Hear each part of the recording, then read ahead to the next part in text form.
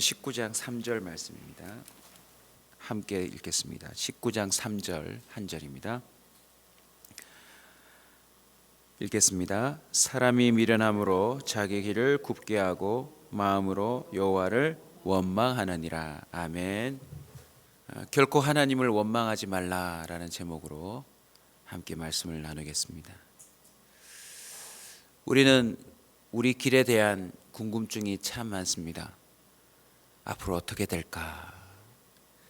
기대도 있지만 사실 두려움도 있습니다. 무엇 때문일까요? 이미 살아온 길을 뒤돌아보면 우리의 굽은 길이 굽이굽이마다 있었기 때문입니다.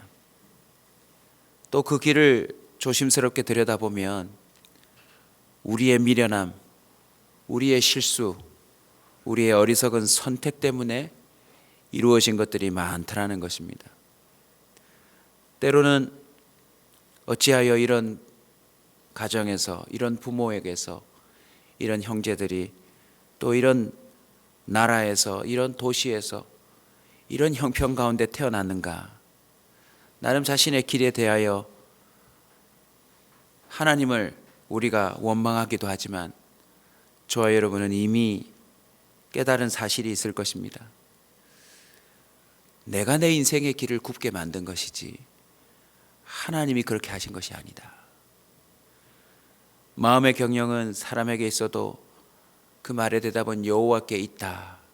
사람이 자기의 길을 계획할지라도 그 걸음을 인도하시는 분은 여호와시다.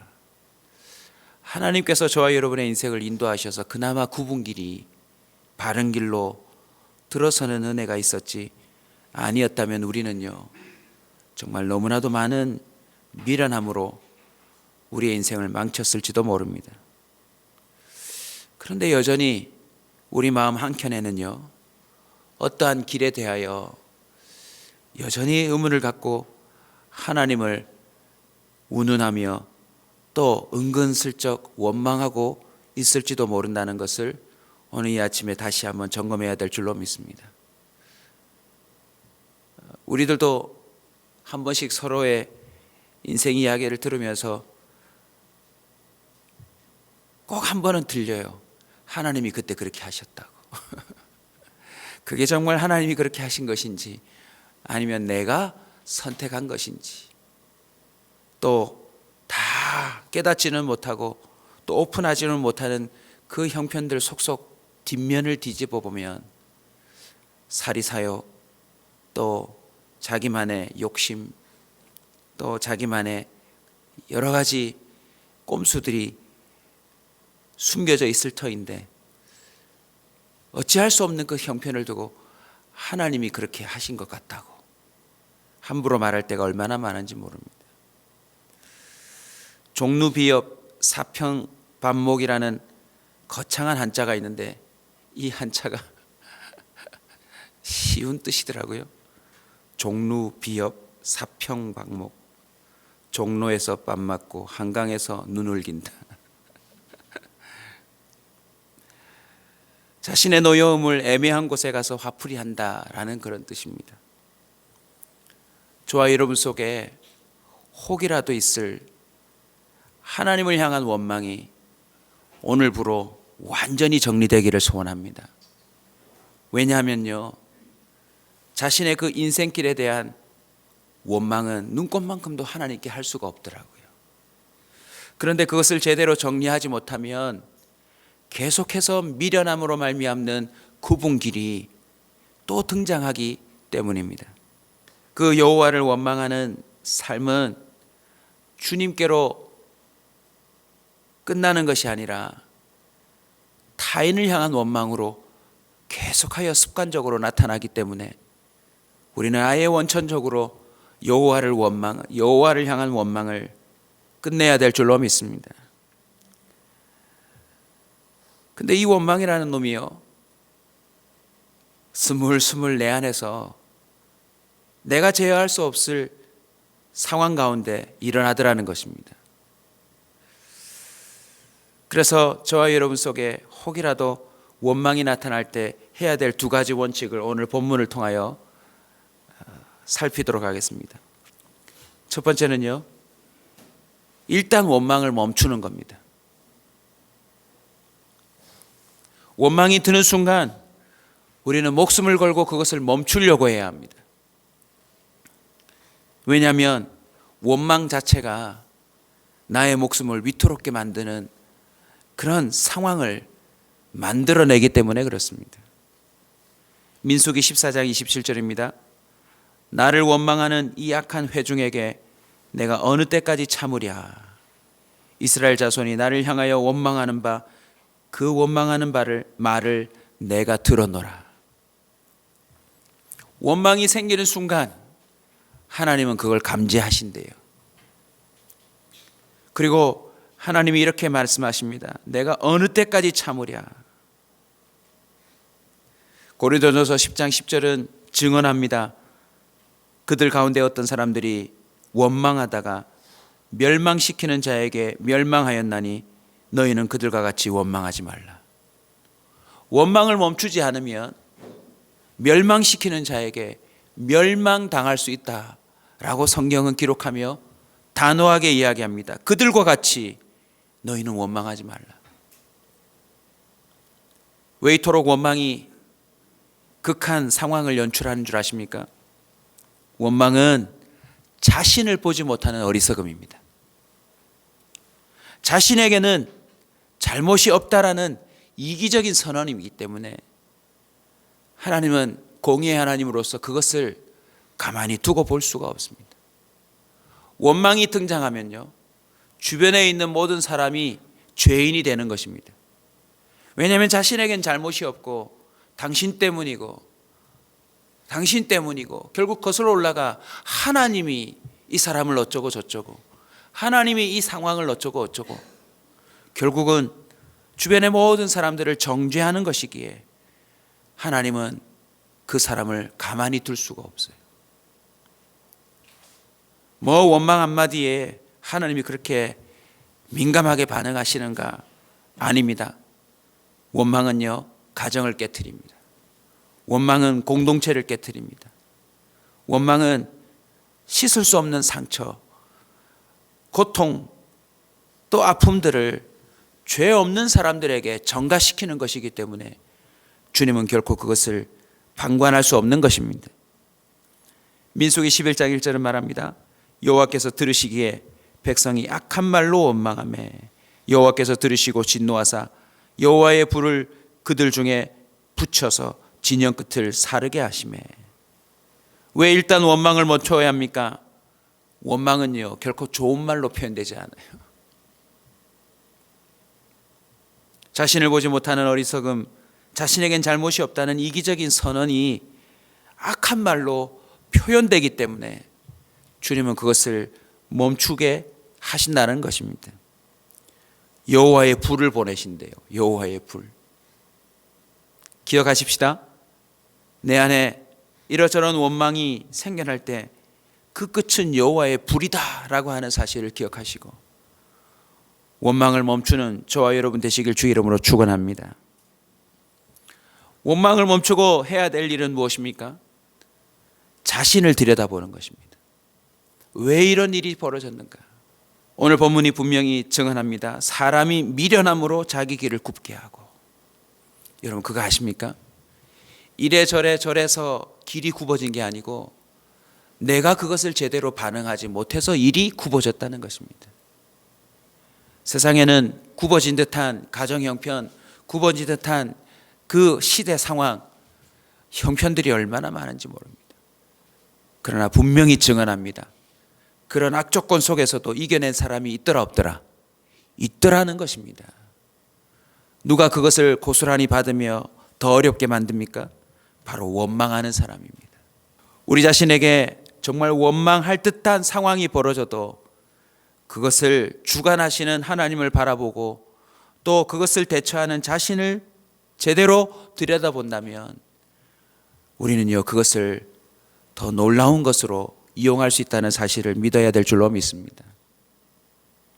저는 요즘 요셉을 많이 생각합니다. 요셉은요 부모의 사랑을 독차지한 듯 싶어도 참 관계가 힘들었을 것 같아요.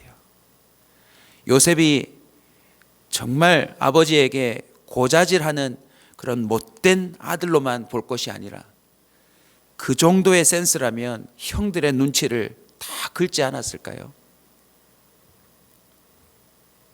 그 또한 여러 가지 참 상황에 대한 어려움들을 겪을 수 있었는데 그 상황보다 더 마음에 와닿는 건 여호와께서 그와 함께 하시매라는 기록들이에요. 이곳에 가도 저곳에 가도 여호와께서 함께 하시더라. 할렐루야. 사랑하는 성도 여러분, 우리가 왜 일단 원망을 멈추고 우리 자신을 들여다봐야 합니까? 하나님은요, 모든 것을 아십니다. 내가 불리하다는 것도 아십니다. 내가 정말 원망할 만하다라고 하는 상황도 주님은 이해하시는 줄로 믿습니다. 우리는 우리 자신을 살피고 하나님을 바라보면 될 줄로 믿습니다. 한번 따라합시다. 원망을 소망으로. 원망이 생기면 언제나 하나님을 향한 소망으로 바꾸시는 저와 여러분 되시길 주의 이름으로 축원합니다. 그래서 결코 하나님을 원망하지 말라. 일단 원망을 멈추고 항상 자기를 살피고 마지막 세 번째는 하나님께 돌아가는 겁니다. 여러분, 악조건이면 악조건일수록 더 기도하려고 몸부림치십시오. 이래서 나는 더 기도하련다. 이래서 나는 더 하나님을 의지하련다. 왜 나는 이거밖에 안 되나? 왜 하필 나는 저런 사람들을 만나는가? 왜 나는 이런 형편에 늘 있어야 하는가? 여러분, 그 이유가 하나님께 더더욱 소망을 둬야 될 이유인 줄로 믿습니다. 마음만 그렇게 가질 것이 아니라 돌아가야 합니다. 한번 따라합시다. 원망하고 있을 시간이 없다. 여러분, 원망하고 있는 만큼요, 내가 누려야 될 것을 잃어버린다는 사실을 기억해야 합니다. 혹 우리가 이미 미련함으로 자신의 길을 굽게 하고 망쳤다 손치더라도 한번 크게 따라서 합시다. 주께로 돌아가면 살 길이 있다. 에스겔서 33장 11절입니다. 너는 그들에게 말하라. 주 여호와의 말씀이니라.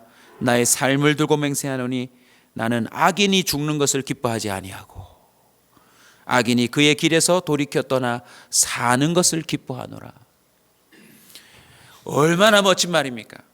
저와 여러분이 악인이 되어서 우리 스스로 미련하여 자신의 길을 굽게 만들었다 손치더라도 그 길로 가서 죽는 걸 주님은 원치 않으신데,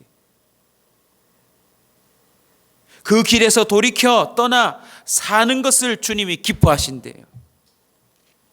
그 11절 마지막 남은 구절이 이렇게 표현됩니다. 이스라엘 족속아 돌이키고 돌이키라. 너희 악한 길에서 떠나라. 어찌 죽고자 하느냐 하셨다 하라. 주님은 원망하는 자들에게 여호와의 불을 보낼 때까지도 주님은 어떤 마음입니까? 그 악한 자가 원망하다가 저렇게 죽는 걸 주님은 기뻐하지 않는데, 대표적인 예가 신약에 나옵니다. 누구입니까? 십자가에 함께 못 박힌 강도 아닙니까? 자기 스스로 저런 인생을 만들어서 저렇게 형벌을 받는 가운데서도 주님은 마지막까지 그렇게 죽는 걸 원치 않으시더라는 것입니다.